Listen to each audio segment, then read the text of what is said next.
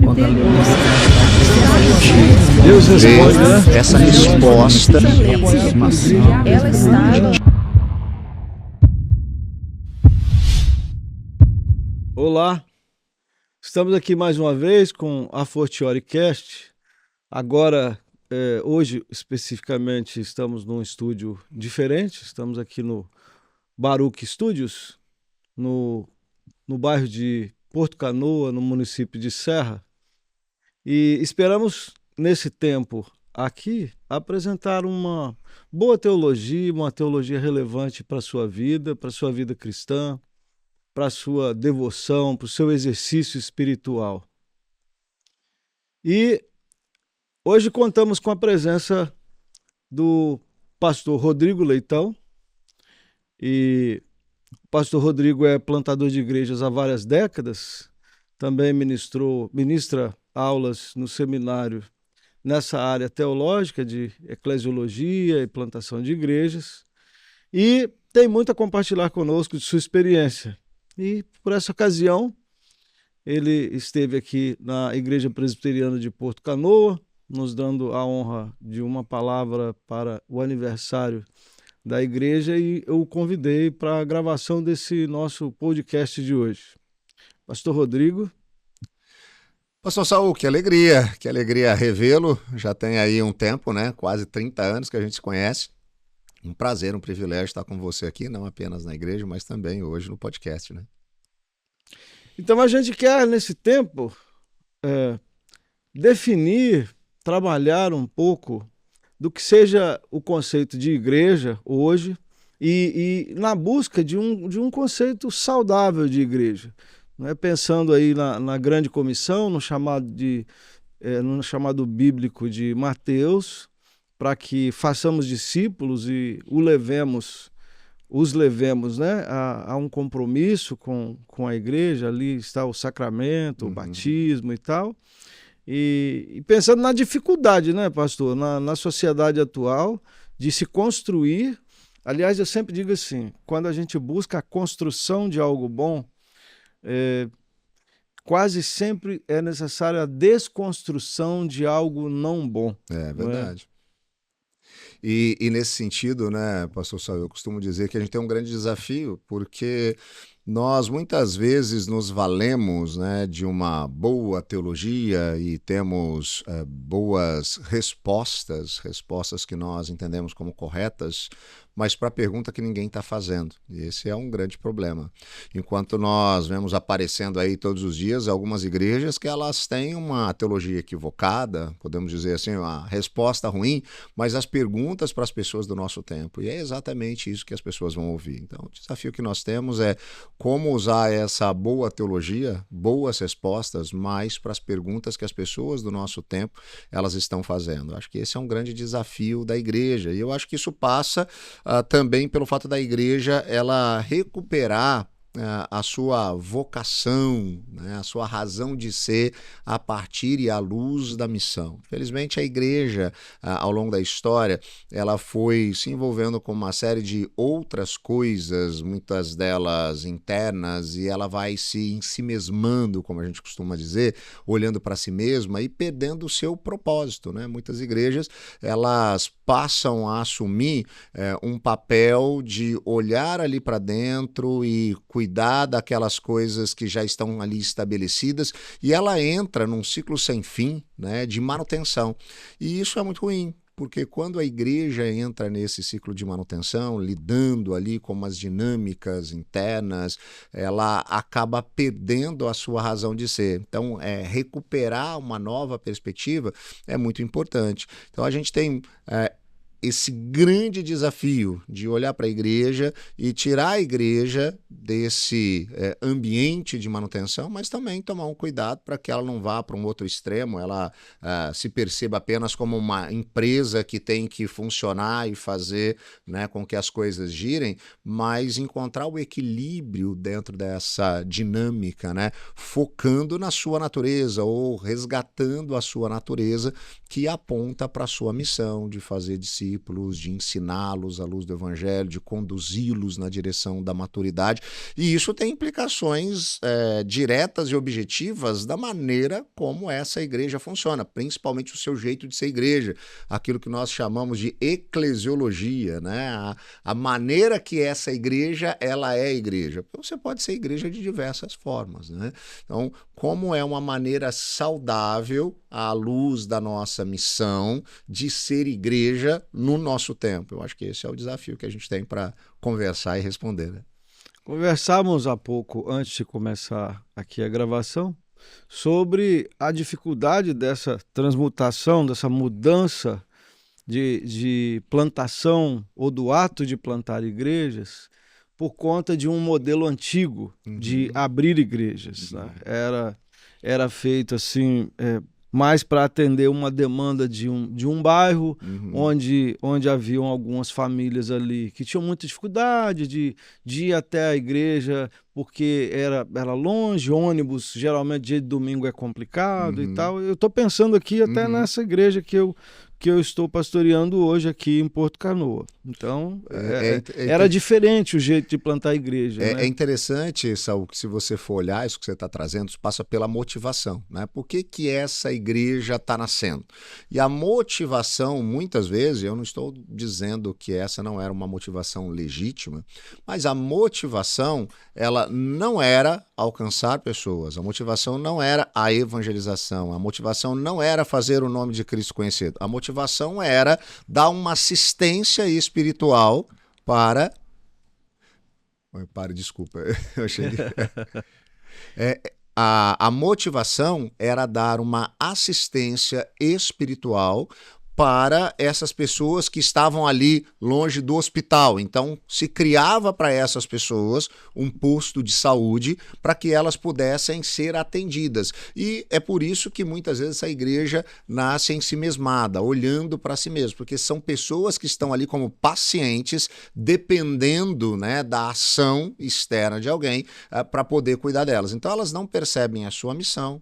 Elas não têm uma visão, por mais que agora essa igreja esteja nesse bairro, mas elas não têm uma visão para o bairro, elas não têm uma visão de evangelizar as pessoas do bairro, elas não têm uma visão de se preocupar com os problemas do bairro, ela tem uma visão de ser cuidada por alguém, né? De preferência um personal pastor que vem ali e atenda às suas demandas, né? E pronto.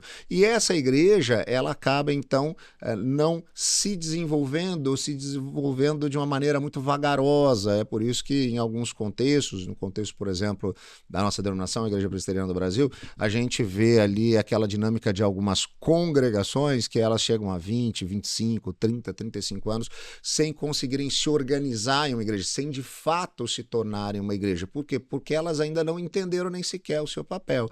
Costumo dizer na plantação de igreja que no primeiro dia da igreja ela tem que ser uma igreja, no dia do lançamento ela é uma igreja, dentro das suas possibilidades ela tem que ter uma visão de igreja, ela tem que funcionar estrategicamente como uma igreja. Então isso tem algumas demandas que a gente precisa lidar com elas. Como eu disse, o grande problema é que às vezes você olha isso, você vê esse problema, você identifica esse problema, mas a gente vive hoje uma cultura de consumo. Então, quando você identifica isso, às vezes você vai para um outro extremo, que é o cara não é mais paciente, mas ele se torna um consumidor. Então, você agora quer fazer uma igreja que funcione, mas também para atrair pessoas, e o crescimento está nessa visão. Vamos atrair pessoas para que a igreja cresça. E o foco também não está na missão. O foco ainda está em si mesmado agora no crescimento da igreja. Você consegue perceber? Seja como paciente, seja como consumidor e cliente, a gente está colocando um foco nas pessoas e não na missão da igreja. Então, isso continua sendo um grande desafio. Por quê? Qual que é o nosso papel? O nosso papel é fazer com que essa igreja ela identifique a sua missão e o seu papel. Nesse aspecto, aquelas pessoas que estão ali, elas não podem se perceber como o alvo da ação. mas sim como os fomentadores da ação. Então, eles são discípulos que estão em missão no mundo. Então, o papel deles, desde o início, não é o papel meramente de receber alguma coisa, de ser cuidado, de ser atendido, mas de se dispor a fazer algo. E isso traz uma identidade completamente diferente para essa igreja. E se isso acontece desde o nascedouro, desde o início dessa igreja, você tem um efeito completamente diferente. Eu tenho uma máxima que por onde eu passei, seja plantando igreja ou até mesmo revitalizando igreja, logo no início eu deixo muito claro essa minha perspectiva e eu digo algo que assusta algumas pessoas, porque eu digo assim, eu não vou visitar ninguém, eu não vou aconselhar ninguém, eu não vou orar com ninguém porque eu sou pastor. E isso assusta as pessoas. Eu não faço isso porque eu sou pastor. Eu faço isso porque eu sou discípulo de Jesus.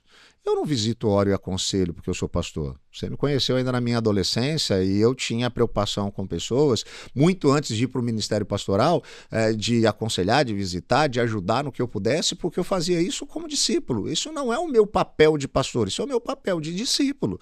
Então é isso que a gente precisa entender. Mas qual é então o papel do pastor? Para que a gente precisa de um pastor se o papel dele não é visitar, aconselhar, orar com as pessoas? Ora, o papel do pastor é capacitar os santos de Deus para quê? Para que eles possam estar preparados para visitar, para aconselhar, para orar. Você consegue perceber como é uma dinâmica diferente? Eu tiro essa cultura, né, do paciente, eu tiro essa cultura do consumidor e agora eu levo essa pessoa a entender que ela tem uma necessidade de viver a sua vida espiritual em uma perspectiva não reativa, mas proativa, indo na direção de cumprir o seu papel, olhando, né, para aqueles que estão à volta com amor, com compaixão e misericórdia, assim como nosso Senhor Jesus nos ensinou a olhar, e se movendo na direção dessas pessoas de uma maneira efetiva.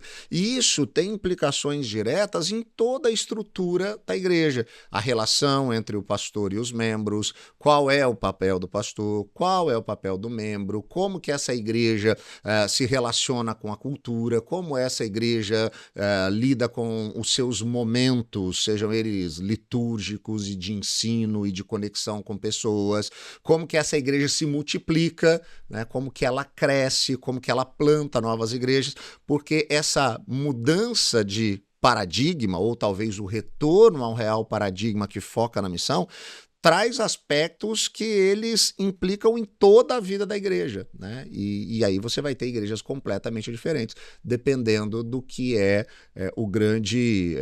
a grande base dessa igreja. Porque se a base é a manutenção, ela vai ter uma característica, né? Se a base é o consumo e a satisfação, ela vai ter outra característica. Agora, se a base é a missão da igreja, aí ela vai ter um papel desempenhado de maneira completamente diferente.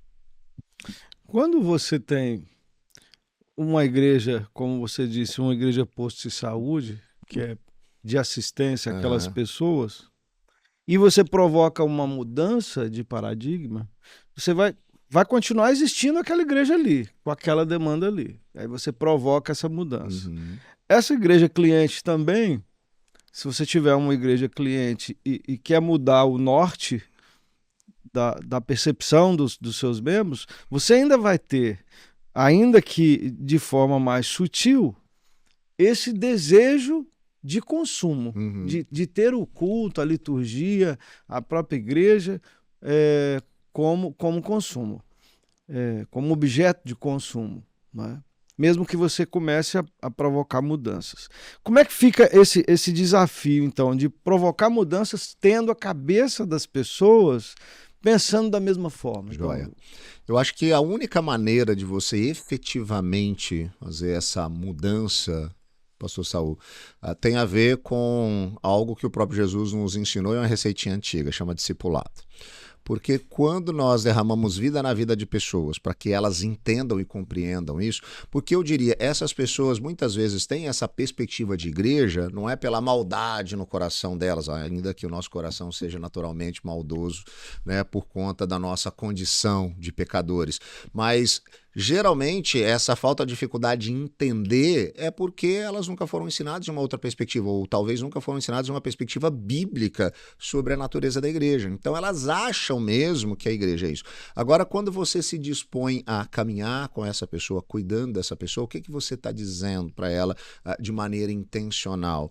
Olha, isso aqui que eu estou fazendo com você não é algo meramente para o seu consumo, nem algo para o seu cuidado. Isso é algo para a multiplicação. Essa é a intencionalidade do discipulado.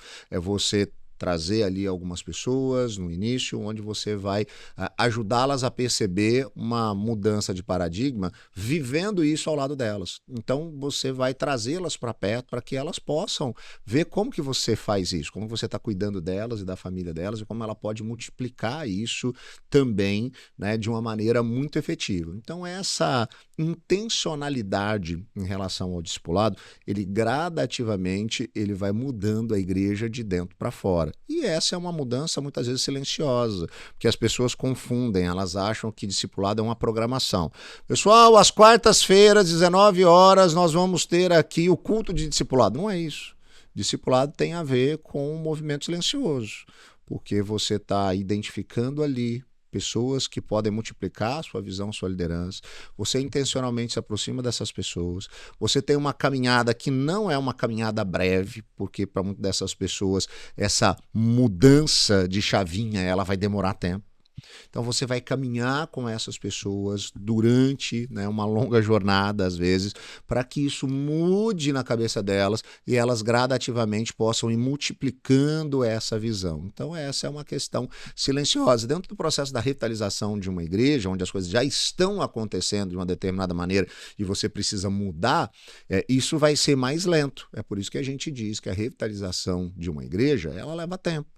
Porque você tem que mudar algumas estruturas que já estão arraigadas. É diferente quando você, por exemplo, vai plantar uma igreja, se você já tem essa visão, você está trazendo isso não para mudar, mas para estabelecer, para ser a base, você já começa de uma forma diferente. É por isso que a gente costuma dizer que a maneira mais efetiva de cumprir a grande comissão é plantando novas igrejas, porque você não precisa despender energia com outras coisas, porque enquanto você está plantando uma igreja, você está estruturando as bases, focando na evangelização, no discipulado, você pode fazer isso de maneira muito efetiva e objetiva.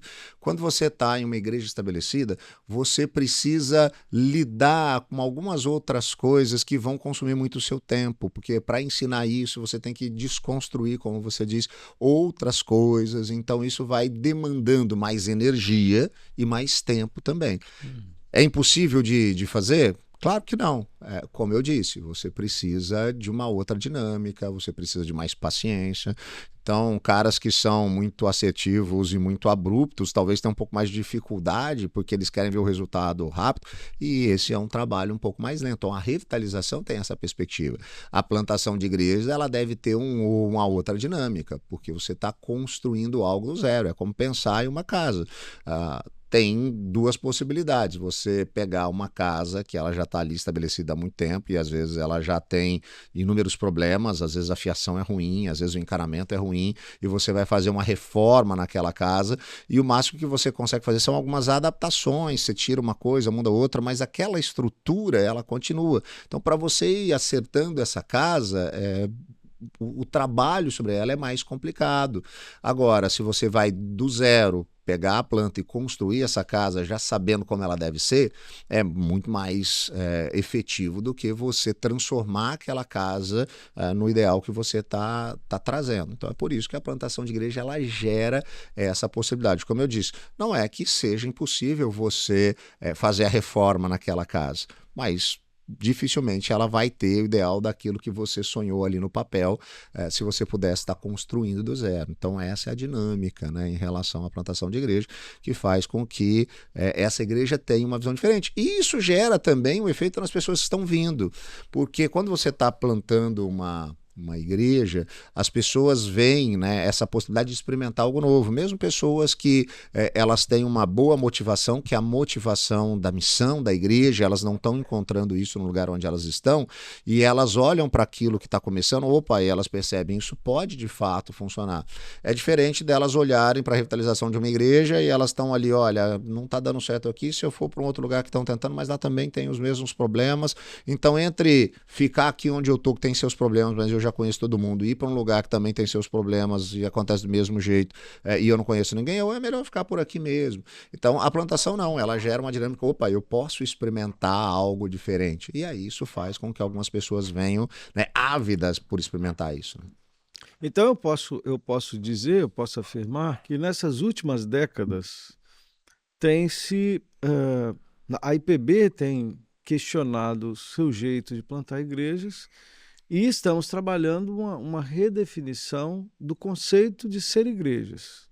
Né? Eu acho, Saul, só para deixar claro, né, eu acho que a IPB ainda tem algumas visões diferentes a respeito de plantação de igreja. É interessante porque às vezes a gente precisa definir alguns conceitos, né? Porque quando você fala plantação de igreja dentro de uma denominação como a nossa, que é uma denominação antiga e relativamente grande, né, com um número extenso aí de igrejas e de pastores, você às vezes está se referindo a coisas completamente diferentes. Existe um grupo, um movimento forte dentro da Igreja Presbiteriana do Brasil, que quando você fala a expressão plantação de igreja, na cabeça deles, eles pensam na construção de um prédio. Eles efetivamente dizem assim, nós plantamos 40 igrejas nos últimos, 10 anos. O que isso significa? Isso significa que eles compraram, adquiriram um terreno, geralmente no pior lugar da cidade, que eles pegaram, né, um galpão e levantaram, né, e eles entregaram ali para um presbitério, para um concílio, para um pastor, aquele galpão e estão dizendo, pronto, plantamos uma igreja. Tá aí, agora é só você fazer a parte mais fácil, encha de gente. É por isso que a gente tem prédio da Igreja Presbiteriana do Brasil sendo alugado para a Igreja Neopentecostal, porque não conseguiu colocar gente lá dentro. Você tem um outro movimento dentro da igreja que ele olha para a perspectiva financeira e a busca das parcerias, isso é algo que começou a se falar muito nos últimos anos, e ele entende que se você tem recursos financeiros, você tem uma igreja. Então, ele se dispõe e se propõe a fazer levantamento de recursos financeiros para que você possa, então, ter uma igreja. Se você está colocando dinheiro, se precisar alugar onde for, se precisar comprar o que for, se você tiver o melhor equipamento, então você vai ter a igreja. E ainda que dinheiro seja muito importante, ele ajude bastante no processo, eu acho que é um equívoco a gente pensar que o dinheiro ele vai plantar a igreja por si só. Eu tenho visto inúmeros projetos frustrados, onde se gastou muito dinheiro, onde se tinha muito recurso financeiro e esse projeto não foi para frente. Tem uma terceira perspectiva, que é a que eu defendo, que ela tem uma complexidade um pouco maior, porque eu acredito que você tem 3 aspectos fundamentais na plantação de igreja. Você começa com o obreiro, com o plantador, que ele precisa ser alguém capacitada, preparada, avaliada em relação à plantação de igreja. E quando eu falo de avaliar a plantação de igreja, não estou falando que quer dizer se o cara presta ou não presta para plantar. É perceber quais são os desafios que esse cara vai enfrentar a partir do seu perfil comportamental, psicológico, porque você pode ajudá-lo, né, naquilo que ele vai ter que suar mais. Por exemplo, eu estou aí há quase 20 anos envolvido com isso e grande parte desse tempo aí mentoreando plantadores de igreja. Então tem cara que ele tem assim uma profundidade teológica, uma capacidade acadêmica sem igual. Então ele gasta ali quase que a semana inteira preparando o sermão perfeito. Mas ele chega no domingo na igreja e não vai ter ninguém, porque ele não se relacionou com ninguém durante a semana. E plantação de igreja, diferente de uma igreja que está estabelecida, que tem uma ação, né, reativa e as pessoas, né, sabem que vai ter a programação e elas vão, na plantação de igreja que você está começando, isso não vai acontecer por si só. Então, eu preciso fazer com que esse cara ele se relacione com pessoas, ele viva a realidade daquela comunidade onde ele está inserido. Você tem outros caras que o cara ele é hiper relacional, ele consegue se dar bem com pessoas, ele tá o tempo inteiro ali ao lado de pessoas fazendo as coisas, ele é agradável, tal, ele tem uma boa dinâmica, mas ele, por exemplo, tem dificuldades na área da disciplina pessoal. E aí você tem que trabalhar com esse cara para que ele possa gerir melhor o seu tempo, né, as suas escolhas e decisões. Eu geralmente, Saul, quando percebo um cara que tem dificuldade nessa área, eu chego para ele e falo assim, ó, a partir de segunda-feira, todas as segundas, eu quero 8 horas da manhã no meu e-mail a sua agenda da semana. Dividida por períodos, manhã, tarde, noite, o que você vai fazer de manhã, o que você vai fazer de tarde, o que você vai fazer de noite. Não importa se você vai colocar lá, se você vai jogar bola com seu filho quinta-tarde, ou você vai no cinema com a sua esposa na sexta-noite. Eu quero que você planeje a sua agenda, inclusive essas coisas. Seu tempo livre, seu tempo de lazer, seu tempo com a família, tudo que você vai fazer, que você planeje isso.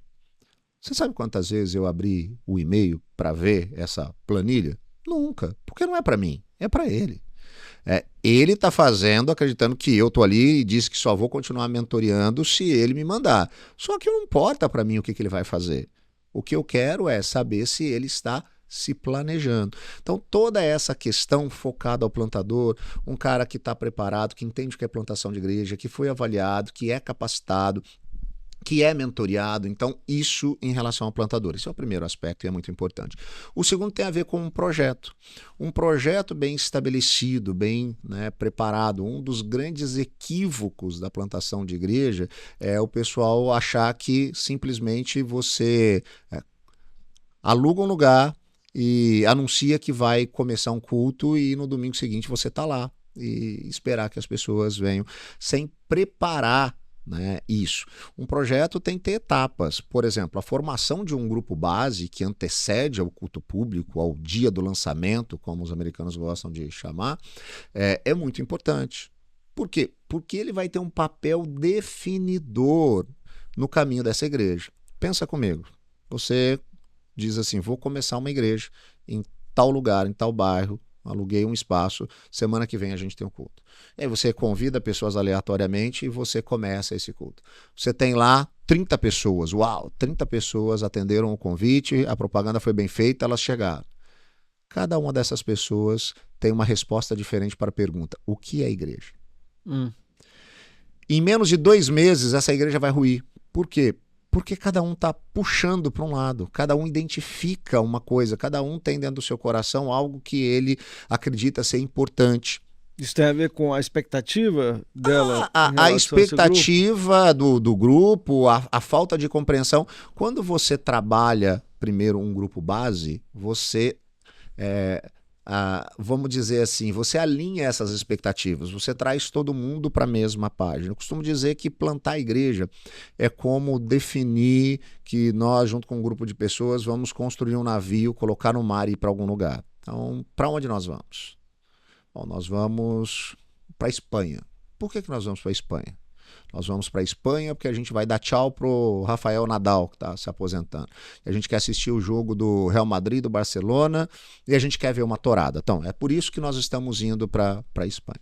Então, a gente coloca esse navio agora, todo mundo sabendo, bem alinhado, que está indo para a Espanha e por que está indo para a Espanha. E como que vai chegar na Espanha? E quais são os portos até chegar na Espanha? Então, estamos indo. O que acontece? Geralmente, quando a gente coloca o navio no mar, a gente encontra alguns náufragos no meio do caminho. E aí, como somos crentes piedosos, a gente pega esses náufragos e traz para dentro do navio, para a enfermaria, a gente cuida, a gente faz curativo, E aí esse cara melhora e ele começa a andar pelo convés. E aí, às vezes, ele chega para a pessoa que está ali, para onde a gente está indo? Então, a gente está indo para a Espanha, mas esse cara está despreparado, ele não sabe muito bem por que ele está indo para a Espanha. E então o náufrago diz, você pensou em ir para a Austrália? Para a Austrália? A Austrália tem canguru, tem koala, Quando você menos percebe, você tem um motim dentro do navio levando esse navio agora para a Austrália. Eu acho que você tem duas coisas importantes a se fazer. Primeiro, com aquelas pessoas que já estão ali, elas saberem muito bem para onde elas estão indo e por que elas estão indo. E isso é muito difícil, porque às vezes você vai ter que, antes de entrar com essas pessoas no barco, no navio, falar que elas não devem estar nesse navio. E essa é a parte mais dura. Eu lembro do meu primeiro projeto de plantação de igreja em Jaguariúna. A gente teve a ocasião de estar trabalhando no início do grupo base, ter chegado um casal que ele era músico, ela era, né, música também, ela tocava piano, ele tocava guitarra, tinha uma boa condição financeira, ele era professor universitário, sabiam que era dízimo, em um lugar que a gente estava começando um projeto que nunca tinha tido igreja com viés reformado, a gente estava começando basicamente do zero, a grande parte das pessoas neófitas, então já era alguém que tinha uma robustez, mas quando a gente começou a pensar a igreja, falar, por exemplo, na área da música, como que vai ser, tal, que não é aquilo que a gente gosta, aí ela já falou, mas como assim não é aquilo que a gente gosta? Não, eu quero tocar o que eu quero, o que eu gosto, né? E eu comecei a perceber que eles não estavam à procura de uma igreja para servirem no sentido de viver a missão e pensarem na proclamação do evangelho. Eles queriam uma igreja à sua própria imagem e semelhança. E depois de vários episódios onde eu constatei isso, eu tive que chegar e dizer, olha, eu acho que essa não é a melhor igreja para vocês, antes da igreja começar. Eu acho que tem uma igreja na cidade, talvez tenha mais o perfil de vocês, posso fazer contato, acho que é o melhor caminho. Que é o que a gente deve fazer nessa ilustração que eu usei do navio. Quando o cara chega também ali, o náufrago, e antes de sair pelo convés, você tem que chamá-lo ali na enfermaria. E aí, tá tudo bem? Você já tá bem? Né? Tá já curado? Você põe a mão na perna do cara e diz assim, ó, e aí, quais são as suas expectativas? Para onde você estava indo? Ah, então, eu estava indo para a Austrália, acho que eu quero continuar indo para a Austrália. Ah, beleza, eu conheço alguns navios que estão indo para a Austrália, a gente faz contato com eles, você vai com eles para a Austrália. Aqui nós estamos indo para a Espanha. Nós estamos indo para a Espanha por quê? Porque a gente vai dar tchau para o Rafael Nadal, porque a gente vai assistir o jogo do Barcelona, a gente vai assistir o jogo do Real Madrid, a gente vai assistir a Torada. Pronto, a gente está indo para esse lugar fazer essas coisas. Então, você não engana ninguém.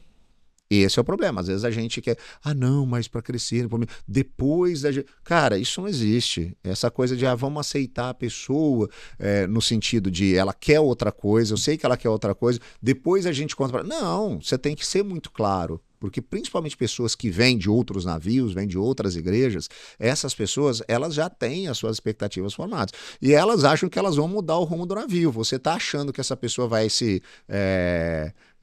vai aceitar, né, ir para onde você está levando, mas na verdade na cabeça dela, ela está pensando, opa, assim que o capitão der uma piscadinha, eu vou pegar o leme e vou mudar o rumo da rota desse navio. Então você precisa estar muito consciente em relação a isso. Então esse é o segundo aspecto. Você ter um planejamento muito efetivo, né? Construir um projeto, entender cada uma das etapas, estabelecer seu grupo base, qual é a filosofia de ministério dessa igreja, como que ela vai funcionar, que nicho que ela vai atender, né? Como que ela vai atender isso, como que vai ser a dinâmica dela em vários aspectos, como que vão ser os passos. Então um projeto bem estabelecido. Então o plantador, o projeto. E o terceiro aspecto é o suporte. Em que sentido? Também 3 perspectivas. O suporte financeiro, claro que é importante, né? Se você quer desde o primeiro dia que essa igreja seja uma igreja, então você ter o apoio financeiro, seja de uma igreja mãe, de uma igreja parceira, né, no nosso caso, dentro da própria igreja presbiteriana, a gente tem o exemplo aí de órgãos como o Plano Missionário Cooperativo, que ajuda nisso, ou você pode ter outras organizações que apoiam a plantação de igrejas. Então, o suporte financeiro ele é importante, mas não só o suporte financeiro, eu diria que a gente precisa de um suporte estratégico, a gente precisa de alguém que oriente, um plantador mais experiente, uma igreja que tenha uma experiência maior nisso, para nos ajudar em meio a essas demandas e esses caminhos, e um suporte espiritual, alguém que esteja orando efetivamente por essas pessoas, por esse projeto. A gente, às vezes, começa uma igreja e essa igreja ela não tem mãe. Às vezes, um concílio decide começar um trabalho e aí você pergunta, quem é a mãe desse projeto? Não tem. Não, é todo mundo, são várias igrejas. Não, cachorro de 2 donos morre de fome. Ele precisa de uma mãe. É interessante porque muito tempo conseguindo recurso, apoio financeiro de igrejas norte-americanas para projetos aqui no Brasil, uma coisa que eles sempre estabeleciam é assim, não apoiar nenhum projeto que não tenha mãe, que não tenha alguém que está zelando por esse projeto, seja orando por esse projeto. Tem pessoas maduras ali que estão à disposição de colocar o joelho no chão por aquele projeto, mesmo que essa igreja mãe, que está disposta a orar e apoiar ali estrategicamente no que puder, não tem recurso financeiro. Se recurso financeiro você consegue com outro parceiro, não tem problema, mas você precisa de uma igreja que assuma a maternidade desse projeto. Então, diferente da dinâmica de construir um templo, diferente da dinâmica de simplesmente conseguir parceiros para colocar dinheiro, eu acho que o melhor caminho para a plantação de igreja ele passa, né, pelo plantador, né, que está capacitado a plantar a igreja, um projeto que foi bem elaborado e uma parceria, o suporte, né, que seja efetivo para te ajudar em todas essas áreas. Então aí você tem um resultado que por si só ele é completamente diferente. E eu não estou falando de comparar resultado de plantação de igreja à igreja que eu plantei lá em Campinas, né, na região ali, na frente do Alphaville Campinas, e ela vai ter o mesmo resultado se for plantada aqui em Porto Canoa. Não é isso que eu estou dizendo. Eu estou dizendo que se você planta uma igreja em frente ao Alphaville Campinas, ou no bairro Porto Canoa, em Serra, ou em Vitória, ou em Belo Horizonte, ou no Rio de Janeiro, em um lugar, e se você olhar para essa igreja começando abruptamente, afoitamente, sem um preparo, sem um projeto, sem um plantador capacitado, sem um suporte adequado, e uma igreja que começa nesse mesmo lugar, nesse mesmo bairro, com uma leitura clara do bairro, né, com um plantador capacitado, com um projeto bem elaborado e com suporte adequado, os resultados vão ser completamente diferentes. O resultado final dessa igreja que foi preparada com o plantador, com o projeto e com o suporte, ela vai ser efetivamente mais relevante e sólida do que essa igreja que começa abruptamente. Então, é claro que existem projetos que acontecem abruptamente e a igreja caminha, claro, porque quem é o Senhor da igreja é o Senhor Jesus, e o Espírito Santo, ele ainda faz com que, mesmo que a gente tenha feito tudo errado, algumas coisas aconteçam. Aí a gente pode se validar disso como muleta? De maneira nenhuma, porque a orientação do planejamento e do processo, ela vem do próprio Senhor Jesus. Quem é aquele que vai à guerra ou vai edificar a residência? Ele não planeja primeiro para saber se ele tem um número de soldados ou se ele tem dinheiro para concluir essa edificação. Então, é exatamente isso que a gente tem que fazer. A gente tem que olhar de uma maneira talvez mais zelosa e excelente para isso. Eu sei que é uma aparente boa intenção, né? Vamos sair por aí fazer amanhã, mas às vezes isso faz com que o resultado efetivo desse processo demore muito mais tempo, porque às vezes eu faço isso, só que essa igreja talvez demore 20, 30, 40 anos para se tornar uma igreja com a mínima capacidade para a sua autossustentabilidade. Enquanto se você gastar 6 meses preparando um projeto, capacitando um obreiro, buscando parceiros antes de começar, você consiga fazer com que essa igreja se organize em 3, 4, 5 anos. Então, é uma diferença muito efetiva no resultado final, se você se propõe a preparar todos os processos antes e não depois. Então, depois é correr, né? Que nem o cachorro que foi correndo atrás do rabo, né? Alguém disse: vento nenhum ajuda a um barco que não tem leme. Uhum. Então, em direção, foco. É isso que você falou com a metáfora do navio. Aí eu, pensando ser o vento, aquelas perguntas que você disse, que as pessoas fazem, a sociedade faz, e pensando então nas indagações, numa visão mais filosófica e teológica aqui, na sociedade atual e na busca desse sujeito que tem perguntas pessoais, essas perguntas são construídas a partir da sua própria história, mas também com muita influência da sua subcultura, porque aí você tem um Brasil enorme com cada cada região, cada estado, cada cidade com a sua subcultura. Quando eu vou plantar a igreja, é isso que eu estou entendendo, e aí você me clarifica mais um pouquinho. Eu vou trazer esse sujeito e deixar muito claro para ele que eu estou disposto a ajudá-lo com essas indagações, com essas questões, com essas necessidades que ele tem. Contanto, ele caminhando ao meu lado, nessa plantação de igreja, ele também vai conhecer um rumo novo, um caminho novo, uma direção nova, que é a direção do Senhor Jesus. E é a direção bíblica para a vida da pessoa.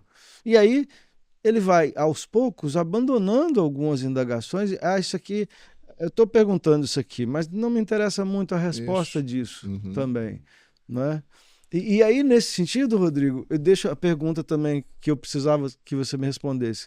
É muito mais fácil fazer a IPB crescer de forma saudável, plantando novas igrejas, começando do zero, tomando cuidado, inclusive, para que essas igrejas não nasçam do descontentamento de um e outro membro das igrejas locais que estão ao redor, que estão ali perto, não é? Do que alimentar essas congregações locais que estão ali há 30 anos, 40 anos. Nós temos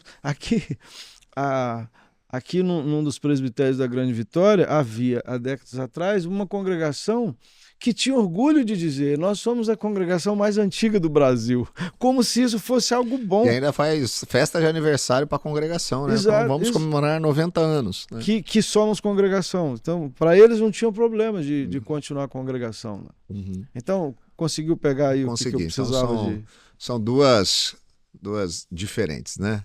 Duas perguntas. Vamos começar pela última aí, essa questão em relação à igreja, né? E ao tempo, né? da igreja, de como.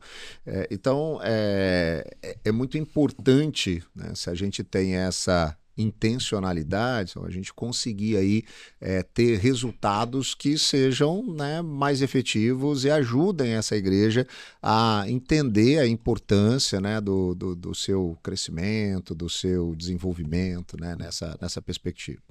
Agora, quanto a falar sobre as pessoas que estão chegando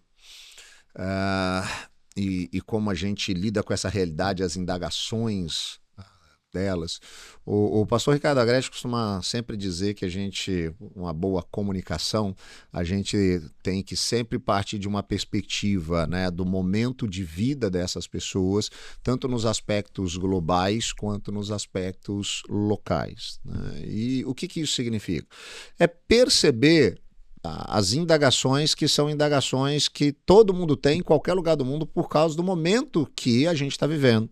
E às vezes a gente consegue até usar, né, como referência para dialogar com essas pessoas, coisas que acabam cruzando em todos os lugares, em todas as culturas. É interessante, na minha rede social pessoal, no meu Instagram, durante as Olimpíadas agora de Paris, eu fiz uma postagem, né, fazendo alusão inclusive um filme que conta a história de um medalhista olímpico, né, que é o Carruagem de Fogo, que conta a história do Eric Liddell, e eu fiz ali um recorte mostrando, né, a história dele, e aquilo teve uma repercussão absurda em números. Por quê? Porque a gente estava falando de uma coisa que todo mundo estava conversando na época, que eram Olimpíadas e algumas coisas assim. Então, quando você tem essa noção do que está acontecendo globalmente e você traz isso para a conversa, isso tem um efeito muito grande. Então é por isso que a gente precisa ficar atento, né, com o que está acontecendo. Aquela velha máxima do Calbart, né, é a Bíblia na mão, o Jornal do Dia na outra, né?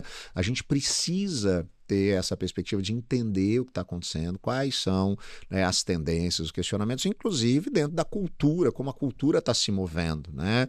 Filmes, livros, séries, para onde a cultura está indo. Então eu trago isso e coloco isso na conversa, inclusive para mostrar, né, essas inquietações, tanto na perspectiva positiva quanto na perspectiva negativa dessas tendências, eu consigo comunicar melhor com esse público, mesmo que eu esteja dizendo para eles coisas talvez que a princípio sejam diferentes do que eles gostariam de ouvir, mas eles sabem que você está dialogando dentro da perspectiva de algo que eles têm um anseio de falar sobre. Então, isso é muito importante. O outro aspecto é o aspecto local, que é conhecer a realidade daquele seu povo, daquelas pessoas que estão ali a partir do discipulado, do cuidado, do pastoreio.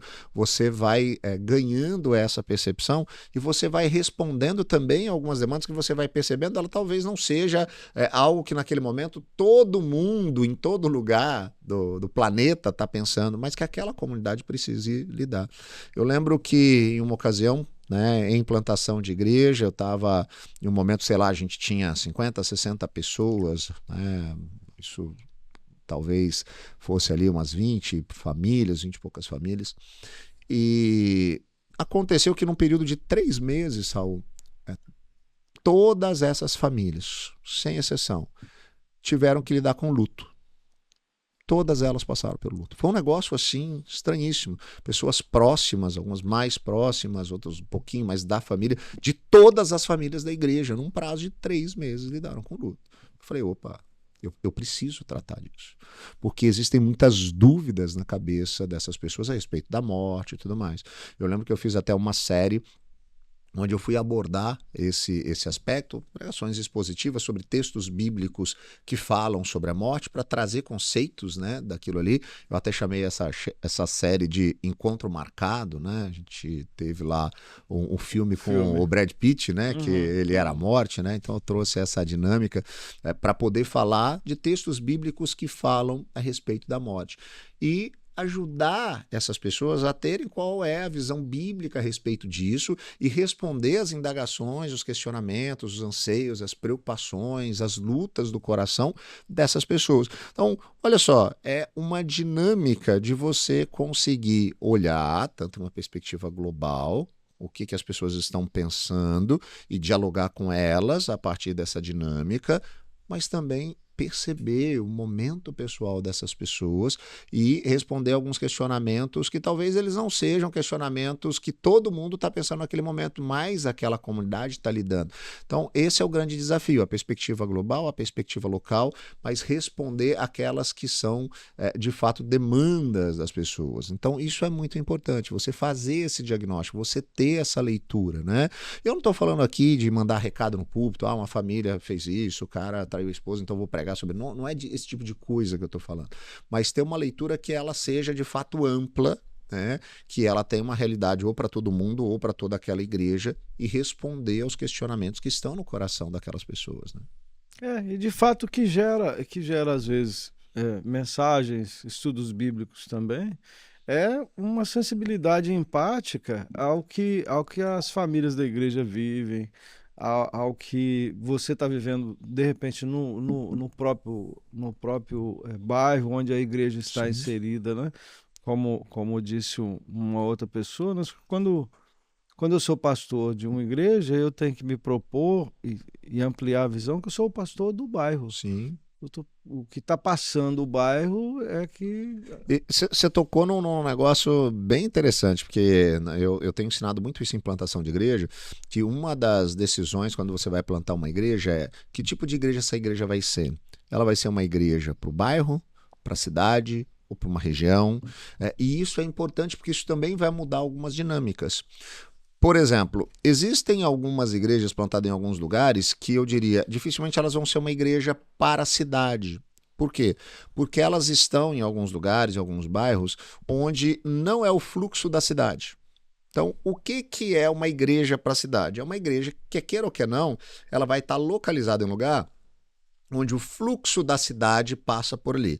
Então, a pessoa ela pode morar em outro lugar, mas ela constantemente passa por ali. E aí, quando você convida essa pessoa para vir numa igreja naquela região, para ela é natural ela ir até ali, porque ela passa por ali constantemente, mesmo que ela more a 15, 20 minutos dali. Não tem problema, porque para ela é natural. Eu estava percebendo isso, né, um dia, eu estava conversando com a minha esposa, eu moro, né, em uma cidade que tem um número grande de população e também de extensão territorial, que é Campinas, né? Uma região metropolitana de 4 milhões de habitantes. Mas uma coisa engraçada, estava conversando com a minha esposa, porque a gente constantemente tem um fluxo da nossa vida, tá bem em uma determinada região da cidade, né? Onde a gente passa e vai para levar as crianças na escola, para fazer todas as coisas que a gente faz. E aí a gente geralmente vai, por exemplo, quando quer ir a um shopping center, vamos em um determinado shopping center.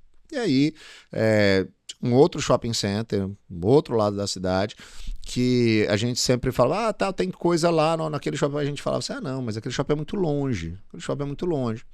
E aí um dia a gente precisou ir nesse shopping.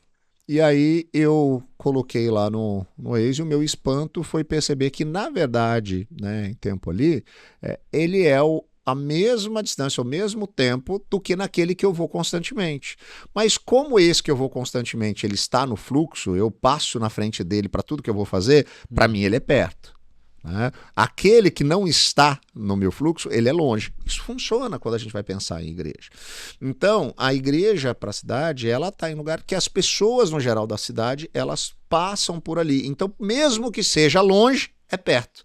Porque na cabeça delas é uma dinâmica. Então, se eu vou plantar uma igreja que é para a cidade, não importa, por exemplo, onde o pastor vai morar.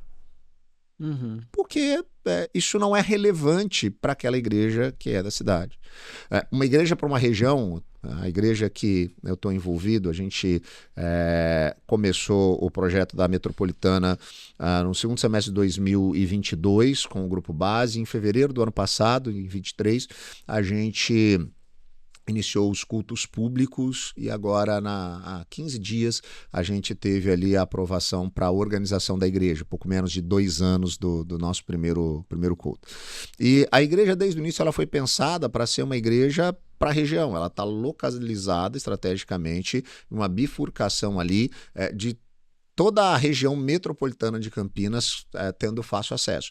Então, eu tenho ali na minha igreja pessoas que são das mais variadas cidades da região. Então, eu tenho 7 famílias ali da região de Valinhos Vinhedo, outras 6 de Paulínia, outras 2 de Jaguariúna, outras do distrito de Barão Geraldo, 4 famílias que vêm de Hortolândia, cidades ao redor, que as pessoas em 15 minutos elas conseguem chegar na igreja por causa da estrada, da rodovia, da facilidade de acesso, onde essa igreja está. Então, isso é uma coisa, não importa, se amanhã eu precisar morar em qualquer uma dessas cidades ali da região, isso não faz nenhuma diferença para as pessoas da igreja.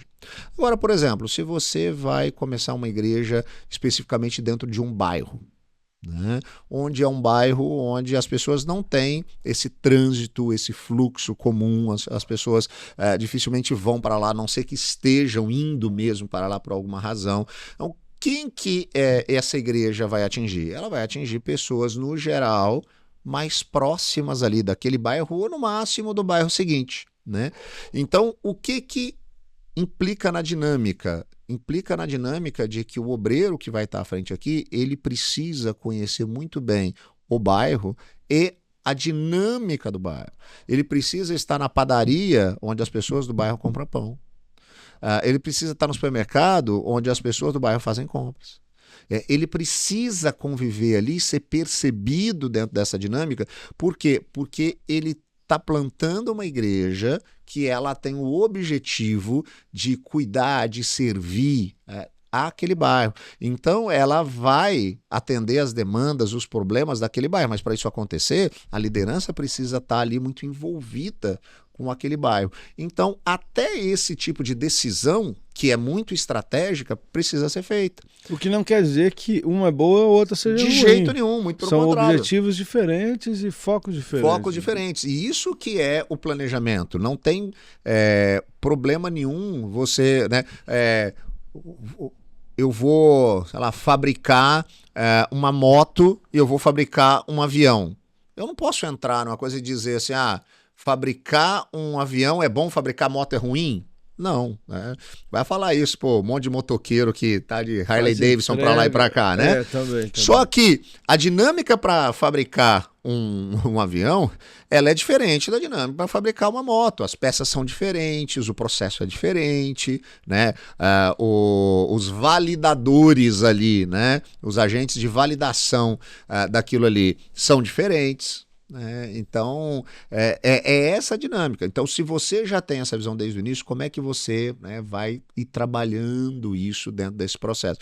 Então, isso que eu chamo de pensar estrategicamente. Você pensa todas essas coisas antes e isso vai tomar algumas decisões. Não, se eu quero uma igreja, né, que ela seja para a cidade, ou mesmo que seja dentro desse bairro, talvez o lugar dela dentro do bairro vai implicar, porque às vezes em um bairro, no mesmo bairro, você tem uma área que ela alcança a cidade. E você tem uma área que só alcança o bairro. Então, tudo isso você tem que pensar. É isso que nós queremos? E eu não estou dizendo que aqui tem um certo ou errado nesse momento. Você só vai ter perfis diferentes para as decisões que você vai tomar. Então, deixa eu dar um exemplo talvez bobo, mas a gente tem uma igreja que a gente vai plantar, o nosso grupo base, e naquela região, por exemplo, a gente percebe que tem muitas pessoas idosas. Então a gente vai plantar a igreja com esse público. E aí a gente está procurando um lugar para poder colocar essa igreja. E a gente achou um lugar excelente, que ele tem um bom preço, entrega tudo aquilo que a gente atende, mas ele tem 32 degraus de escada para poder chegar no salão. Ele é adequado para esse público que eu estou atingindo? Eu acredito que não. Né? Eu, no auge dos meus 45 anos, quando eu olho para 32 degraus de escada, eu já fico desanimado, né? Uma pessoa de 60, 70 vai ter um pouquinho mais de dificuldade. Alguns não, né? Você tem alguns senhores e senhoras de 75 e 80 que gostam de 32 degraus de escada. Mas todas essas coisas, elas precisam, né, serem pensadas. Se a gente tem um grupo, a partir do nosso grupo base, que é um grupo que tem muitos casais com filhos pequenos, essa igreja, ela precisa ter uma estrutura que atenda essas crianças, para que elas possam, né, ter um ambiente, um espaço adequado para elas. E tudo isso faz muita diferença, né, no resultado dessa igreja. Então, essa é uma perspectiva. Aí, já que eu entrei nesse assunto, as pessoas questionam, mas como é que esse negócio de estabelecer um público-alvo, isso não é errado, a gente está fazendo acepção de pessoas? Eu costumo dizer o seguinte: se você acha que você vai comunicar com todas as pessoas, você não se comunica com ninguém. Então, ponto. Esse é o ponto de partida. Então, você precisa, vamos dizer lá, de um paciente zero. Com quem você vai se comunicar? Isso não significa que você não vai se comunicar com outras pessoas. Por quê? Se você foca em um público específico, você vai estar numa dinâmica, tanto para a construção da fala, quanto para a construção do ambiente, que atinge essa pessoa ou essas pessoas. Isso não significa que você não vai atingir outras pessoas. Alguns você vai atingir em 100%. Alguns você vai atingir em 70%, em 60%, em 50%, mas ainda assim vai ser importante para essas pessoas estarem ali. Nosso grupo base da Metropolitana, ele era um grupo jovem, bem mais jovem que eu e a minha esposa, né? A gente está na faixa aí dos 45, esse grupo estava na faixa dos 25 aos 35. É um grupo 10, 20 anos mais jovem que a gente, com jovens casais com filhos pequenos. Esse foi o grupo com quem a gente começou, e o grupo começou a se expandir, né? Então o grupo base, ele tinha essa perspectiva. A gente coloca o navio no mar e a gente começa a remar. A primeira perspectiva que eu tinha é que, bom, daqui a pouco a gente chega cada vez mais pessoas com esse perfil. Mas olha só o que aconteceu logo na partida. Vovôs e vovós daquelas crianças que, né, compunham aquele grupo, que queriam ficar perto dos netinhos, que estavam felizes porque os filhos tinham encontrado uma igreja e estavam completamente envolvidos com o projeto, eles vieram. Então, de repente, a gente tem uma primeira leva, apesar de ter um grupo base de 25, 35 pessoas, de chegar muita gente com mais 60. Por quê? Porque eles queriam estar ali. Mas essa igreja, ela tem uma visão que o jeito dela, a sua música, a sua liturgia, a sua ambiência, ela está preparada para pessoas de 25 a 40, com filhos pequenos, né? Então, ela é uma igreja barulhenta, ela é uma igreja que tem crianças. A gente chega a ter 50, 60 crianças, né, num culto ali. Então, assim, você tem que estar preparado para isso. Então, é uma igreja que você está pensando, opa, são pessoas ali que estão vivendo isso. Então, elas, como ela tem o próprio filho, ela sabe que o filho do outro também faz barulho como o dela. Então, aí quando você vê uma pessoa mais velha, mas por que ela veio? Porque existe algo ali que é mais importante, talvez, do que a vontade dela do silêncio, né? Que é estar com o neto, que é estar com a família toda ali. E a gente recebeu. Então, você acaba tendo gradativamente pessoas com outros perfis que vão agregando. E vai chegando o momento que essa igreja vai ter criança, vai ter adolescente, vai ter jovem, vai ter adulto, mas o ponto de partida dela, ele precisa focar em alguém. Porque se eu digo assim, eu vou focar em todo mundo, eu não ia alcançar ninguém. Mas quando eu disse assim, eu vou focar em jovens casais de 25 a 35 anos que têm filhos pequenos, eu atingi esses jovens casais com os filhos pequenos, eu atingi os avós, né, dessas crianças, e agora eu vou atingindo outras pessoas, né, amigos que têm filhos maiores, e essa igreja vai tendo uma percepção de que ela também vai experimentar uma mudança, porque se eu começo essa igreja com crianças de 8 a 10 anos, e um número grande de crianças a 8 a 10 anos, daqui a 2, 3 anos, essa igreja vai ser muito forte em adolescentes, e isso muda o perfil, inclusive, das pessoas também que estão chegando. Você vai agregando cada vez mais pessoas, né, nesse aspecto. Então, a igreja ela vai chegar um momento que ela vai ter essa perspectiva completa, sendo uma igreja com gente de toda a idade, que é muito saudável.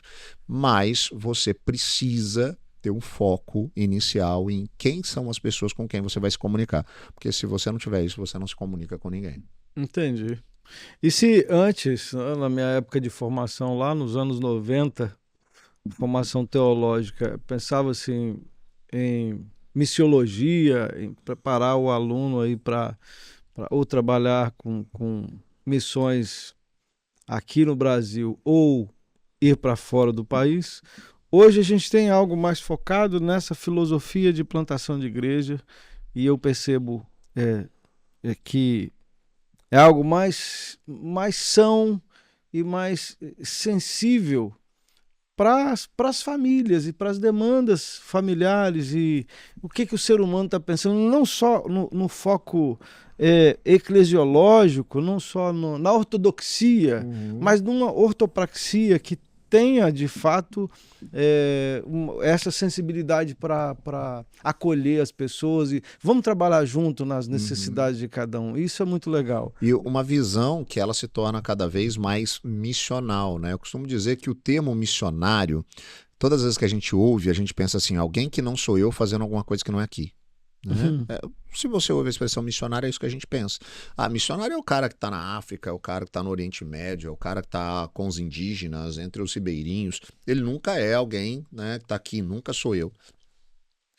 A mudança desse paradigma, eu acho que ela é muito importante. Então você pega aí, né, desde Leslie Newbigin, né, que foi um missionário inglês na Índia e que David Livingstone, médico. Não, mas eu estou falando especificamente do Leslie, por quê? Porque quando ele volta, né, para o Ocidente, ele volta para a Inglaterra, depois vai para os Estados Unidos, ele diz o seguinte: enquanto a gente estava evangelizando o mundo, a Europa e os Estados Unidos foram paganizados, porque a gente começou a pensar em missões para fora e a gente não pensou em missões para dentro. Leslie Newbigin traz essa ideia de viver uma vida que evoca perguntas cuja resposta é o evangelho, de maneira a viver o que a gente chama de missionalidade, né? Ele é considerado por muitos aí o pai, né, dessa dinâmica da igreja missional, né? Ele é muito citado pelo Tim Keller. Conceitua isso para essa igreja questão. Missional. A visão da igreja missional é a igreja que ela retorna à sua natureza, que é a missão.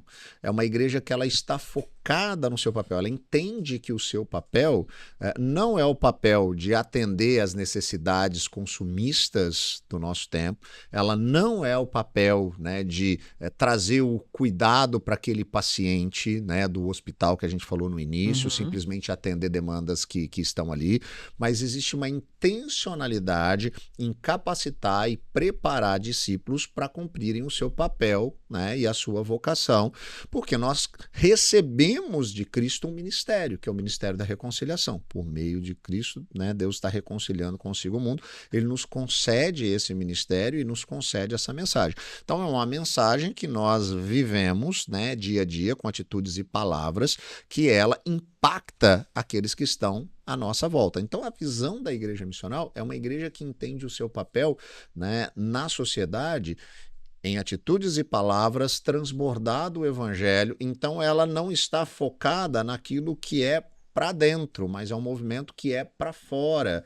Essa igreja, a satisfação dela não está em atender os desejos, às vezes consumistas e às vezes até egoístas, de quem está do lado de dentro, mas ela está sempre voltada para aquilo que está fora. Eu já vi isso acontecer em igreja, de presbítero dizer que estava desconfortável, viver isso no tempo ainda de seminário, que estava desconfortável com a nossa conversa sobre evangelização, porque ele dizia assim, não, tá bom do jeito que tá, a gente está aqui, nossas famílias estão aqui, vai chegar gente diferente, vai, né, mudar tudo, vai estragar tudo, vai ficar tudo ruim, né? Porque a cabeça dele vai tirar o meu prazer e a minha satisfação do jeito que estão as coisas aqui, que eu gosto desse jeito, eu não quero gente de fora, porque essas pessoas podem atrapalhar. Então, o que é a visão da missionalidade? É entender que o papel da igreja não é o de um clube de serviço que traz satisfação para quem é sócio, mas sócio.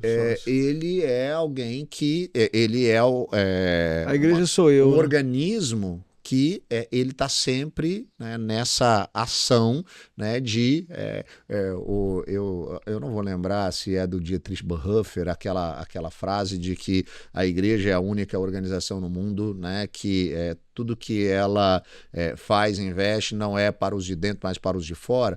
Mas é exatamente isso. O papel da igreja, toda a nossa mobilização é para aqueles que ainda não estão dentro da igreja. Então a nossa motivação e esforço maior não deve ser para os de dentro, mas para os de fora. Então, se a gente tiver que investir em uma melhoria no prédio ou na plantação de uma nova igreja, desde o início, essa igreja sabe qual é a decisão da liderança. A decisão da liderança precisa ser isso. O foco, não para nós, mas para a expansão do reino, inclusive em recursos financeiros, ele deve ter essa perspectiva. Quem tem uma história muito impactante nisso é a Igreja Presbiteriana Redeemer, em Nova York, plantada pelo Tim Keller. Porque quando eles conseguiram juntar com muito esforço $1 milhão para comprar o prédio onde eles se reuniam, na reunião de assinar o documento, a presbítero começou a falar que estava desconfortável com aquela situação, como o próprio Tim Keller se sentia desconfortável. A gente vai pegar $1 milhão e a gente vai investir em tijolo. Qual foi a decisão deles, então? Vamos pegar esse 1 milhão que a gente juntou. Vamos colocar em um fundo para a plantação de igrejas, para capacitar plantadores, para ajudar novas igrejas. Ali surge, né, o movimento do City to City na plantação de igrejas. E todo aquele recurso é colocado nessa perspectiva. Claro que anos mais tarde, Deus abençoou tanto aquela igreja que ela não tinha nem mais que fazer esse tipo de escolha. Ela tinha dinheiro para comprar um prédio, ela tinha dinheiro para poder investir em plantação de igreja, porque é isso que acontece. Igrejas que investem na missão, no reino, naquilo que de fato é o que elas têm que investir, elas colhem o fruto disso. Agora, a igreja que ela é muquirana nesse sentido, né, ela vai continuar sem nada, porque não há para que aquela igreja ser abençoada, porque ela não está cumprindo o seu papel. Agora, a igreja que se dispõe a fazer isso, ela experimenta coisas que são sobrenaturais. Estava falando, né, disso, a nossa igreja mãe, uma igreja parceira na nossa cidade, são igrejas tradicionais, mais antigas, e elas investiram e entraram corpo e alma, com tudo, né, no nosso projeto, tanto financeiramente, mas também com pessoas que vieram dessas igrejas e vieram nos apoiando. E muitas pessoas questionaram, mas olha só, tá saindo gente, a igreja vai ficar com menos gente, a igreja vai perder a arrecadação, aí o dízimo dessas pessoas. E muita gente reclamando sobre isso. E o que essas duas igrejas testemunharam foi um crescimento tanto numérico da chegada de novas pessoas quanto financeiro que elas nunca tinham experimentado nas últimas 2 décadas. Porque é isso que acontece. Né? A gente Deus vê responde, né? essa Deus resposta responde. de que Deus traz isso e ele abençoa a igreja. Então, uma igreja que se dispõe, né, a negar a si mesmo, né, para seguir a Cristo e deixar de ser ensimesmada para pensar no reino, é uma igreja que ela também experimenta a bênção de Deus. Por quê? Porque, inclusive, esses recursos vão ser bem utilizados. E Deus vai abençoar porque esses recursos vão ser bem utilizados. Então essa é uma experiência na plantação de igreja que tem sido sobrenatural. Né? Então quando a pessoa fala, não tem recurso para plantar a igreja, fala assim, olha, me arranja o cara capacitado, né, que tem um bom projeto, que o recurso a gente dá conta. Isso aí é o menor dos problemas. O difícil é achar alguém com uma boa cabeça, preparado, um bom projeto. Isso é difícil. Agora, recurso... E são ótimas palavras para a gente terminar essa reflexão, esse pensamento. E eu tenho certeza que todas as pessoas que assistirem essa discussão, essa conversa, será edificada, será conduzida a uma mudança de pensamento, edificar novas possibilidades de pensar igreja e pensar missão. Né? Qual a sua missão na sua igreja? O que você tem feito pela sua igreja enquanto ser? A questão não é estar na igreja, frequentar uma igreja, mas é ser igreja. Né? O que eu estou doando de mim para essa igreja? Também não é uma questão de dízimo que estamos falando, mas é da sua vida. Né? Então, vamos caminhar aí para as considerações finais. Rodrigo, já agradecendo muito a sua disponibilidade de estar aqui esta manhã de sábado, né? E Deus abençoe muito o seu tempo na Igreja Metropolitana e nessa missão. Né? Deus abençoe. Saul, obrigado mais uma vez, um privilégio, né, de falar ainda mais sobre esse assunto. A Aline, minha esposa, costuma dizer que todas as vezes que eu falo sobre plantação de igreja, meus olhos brilham. Isso já está acontecendo há 20 anos, então deve ter alguma coisa, né, ainda a ser produzida nesse sentido. Então é um tema que eu gosto muito de falar. Deus tem me dado o privilégio de experimentar isso, seja plantando igrejas, apoiando plantadores e projetos. Então é um privilégio poder falar sobre isso. Espero que de alguma maneira isso possa também aquecer o coração de algumas pessoas a se envolverem. Não apenas obreiros que vão ser plantadores, mas pessoas que vão aceitar esse desafio de serem essa base de apoio e sustento a esses obreiros e começarem aí projetos que têm uma visão muito clara, né, a sua missionalidade, a compreensão da sua razão de ser focada na missão que nós temos de fazer o nome de Cristo conhecido, de espalhar os valores do reino, de maneira que pessoas possam ser impactadas por meio da mensagem que nós temos, que é uma mensagem de reconciliação. Amém. Louvado seja Deus. Agradecer também o pastor Baruque, que se dispôs a ajudar a gente numa manhã de sábado, não é, Baruque? Se tiver jeito, Baruque, coloca aí o contato seu aí no vídeo aí no final. E se você assistiu até aqui, lembra de fazer lá a sua inscrição nesse nosso canal, né? Curtir a gente. E se quiser fazer alguma pergunta, coloca lá, a gente vai procurar responder. Um abraço e até a nossa próxima produção, o nosso próximo encontro. Tchau, tchau. Deus responde, né? Essa resposta. Ela está